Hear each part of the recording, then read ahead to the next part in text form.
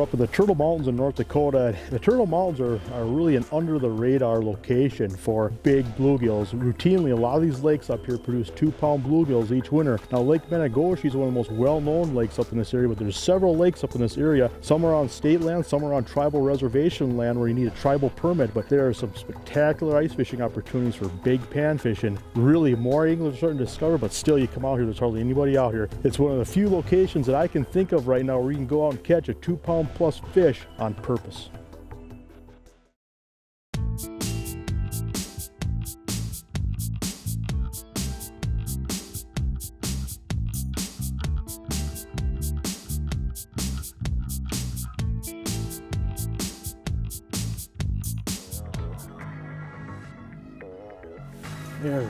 There.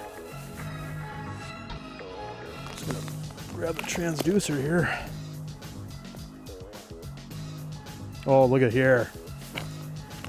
That is a dandy. Wow. That is a great fish right there. Well, what's so impressive about these fish, just look at the shape. I mean, they're just box shaped. Look at the girth on these fish. Just, you can't build a more beautiful bluegill than that right there. There. What these fish are doing is they're just coming through 1, 2, 3 fish at a time, just little pods of fish, maybe a foot and a half off the bottom, and they require a little bit of finesse. You really have to work them. Yeah, the fish, when they come in 2s, 3s. Once you get a single, it seems like it's harder to catch them because there's no competition. But once you get 2 or 3 of them that come in, it seems like there's more competition for the food, and they seem to be more willing to bite. When you get them on, to me it seems like if you let them kind of swim around a little bit, it fires the triggering aspect of the bluegill up a little bit better, and it makes them more willing to bite.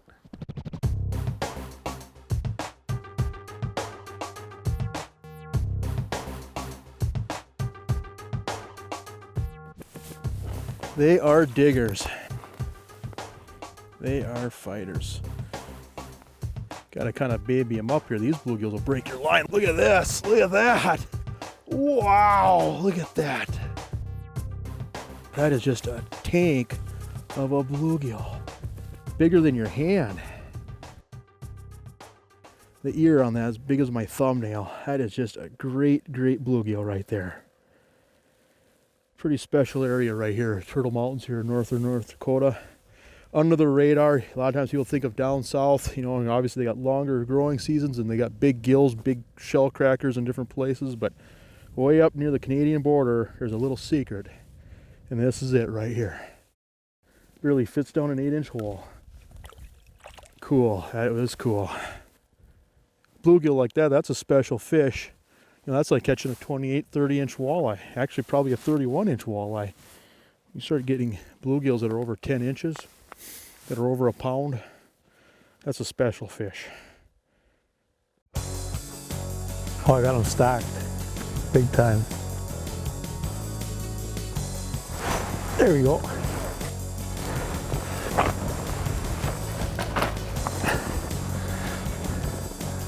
This area is really special for big bluegills. Look at that.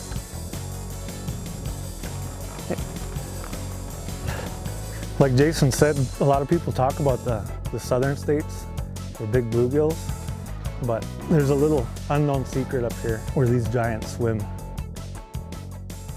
Big bluegills like that are in my blood. I mean, I love perch fishing, I love walleye fishing, but it's just the fight that fish has in it, it's just unbelievable. It's like no other. I mean, it's in my blood. On this particular lake here, it's been a morning and evening bite where these sunfish, they're big, but they're very lethargic. And during the day here, we've marked a few fish that we think are sunfish, and they're right on the bottom. You barely even get them to lift up more than a foot off the bottom. They're really hard to get to bite, but that sun's getting lower here now, and it seems like you got a half-hour window, 45-minute window in the evening and in the morning where these fish start to get a lot more aggressive.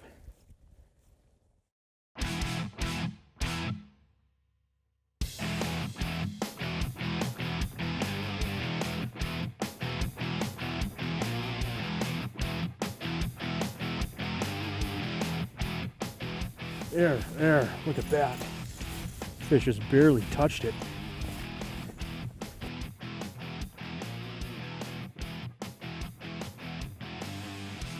come on up here. Look at that, that's an 8-inch hole. You can see how much longer that fish is, and look at the girth. Unbelievable. That is special right there. Big bluegills. I don't know, if you love to ice fish, that's about as good as it gets right there. That's a special fish.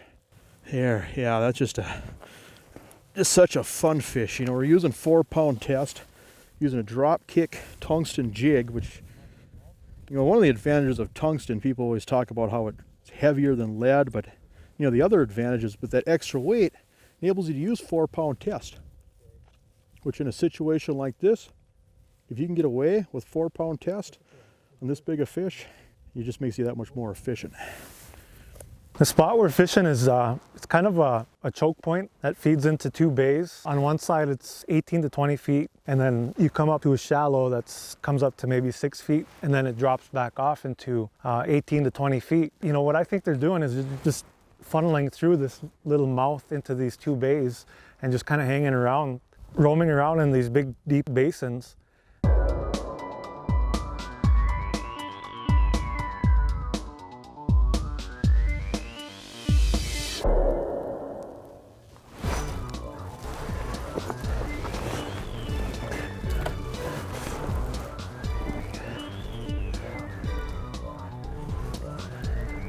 Pound for pound, one of the best fighting fish I've ever fished for.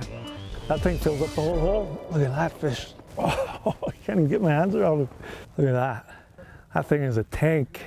Look at the girth on these things. These things are just tanks. They'll fill up both of my hands. Those things are just beautiful with all the colors, the oranges, the greens.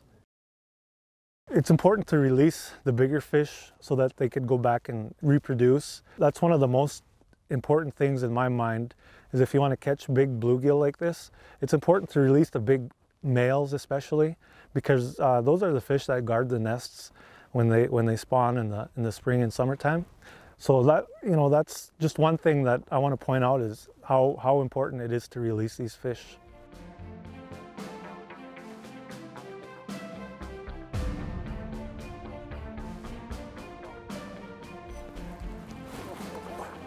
Oh yeah. Look at that thing just dig. One good thing too to mention is sometimes you want to let them kind of swim around down there, let them fight a little bit, and it kind of draws the other fish in out of curiosity. Look at the pretty colors on that one. Yeah, they are, you know, they're healthy fish, and I'm not so sure what they feed on. But I mean, I'm sure there has to be some sort of like freshwater shrimp in here that they're feeding on, even minnows. And a gill this big, it wouldn't have no problem eating a sucker minnow, you know?